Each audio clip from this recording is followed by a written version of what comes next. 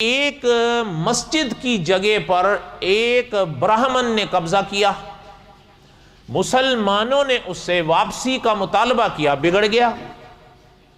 اور بگڑا اس طرح کہ نہ صرف یہ کہ مسلمانوں کو گالیاں دینے لگا، بلکہ تاریخ یہ بتاتی ہے کہ اس نے سرور کونین صلی اللہ علیہ وسلم کی شان تک میں بدتمیزی کر دی۔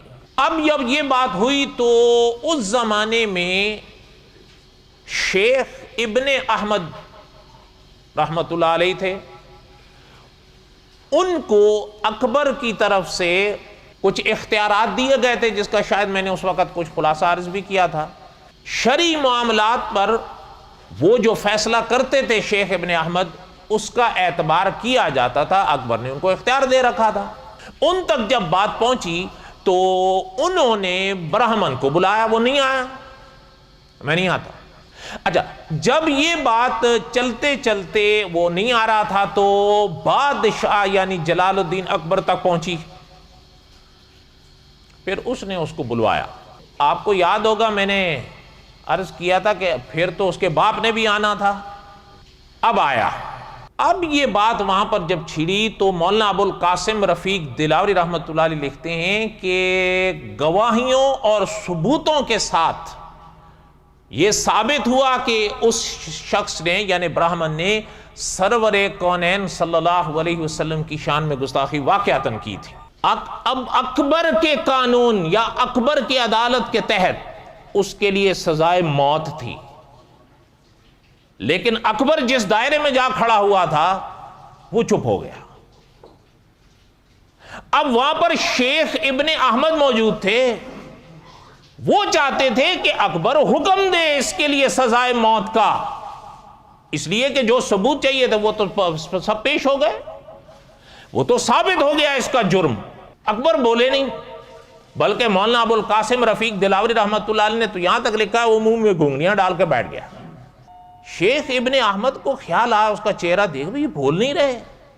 شیخ ابن احمد قریب ہوئے، انہوں نے کہا بادشاہ سلامت آپ کہیں، وہ بولے ہی نہیں۔ شیخ ابن احمد کی طرف دیکھ کے کہنے لگا آپ جانو، کیا کرو آپ جانو، یہ کہہ کے اٹھ کے چلا گیا۔ اب وہ شیخ ابن احمد مرحوم اس کو دیکھنے لگے، بھئی یہ کیا ہے کہ آپ جانو۔ خیر شیخ ابن احمد نے اتنا تو کیا کہ فرمایا اس کو اندر لے جاؤ، یعنی جیل میں پھینک دو، اس کو قید کر دیا،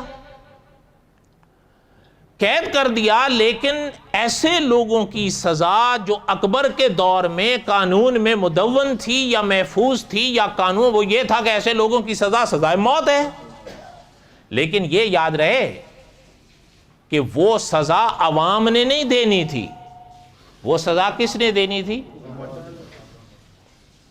اچھا، اب وہ جب گئے تو شیخ ابن احمد نے پوری کوشش کی کہ بھئی کسی طریقے سے اکبر اس بات کو دہرائے، اس کا دہرانا شرط تھا۔ وہ پھر آئے، کئی دن گزر گئے۔ مولانا دلاوری رحمۃ اللہ علیہ نے لکھا کئی دن تک تو وہ قید ہی رہا۔ آخر میں ایک دن جب شیخ ابن احمد نے پیچھا نہیں چھوڑا اکبر کا، تو اکبر نے اس وقت دیکھتے ہوئے کہا شرعی فیصلے آپ کے میں نے سپرد کیے رکھے، جو بہتر سمجھو کر دو، جو بہتر سمجھو۔ شیخ ابن احمد نے سزائے موت نافذ کر دی۔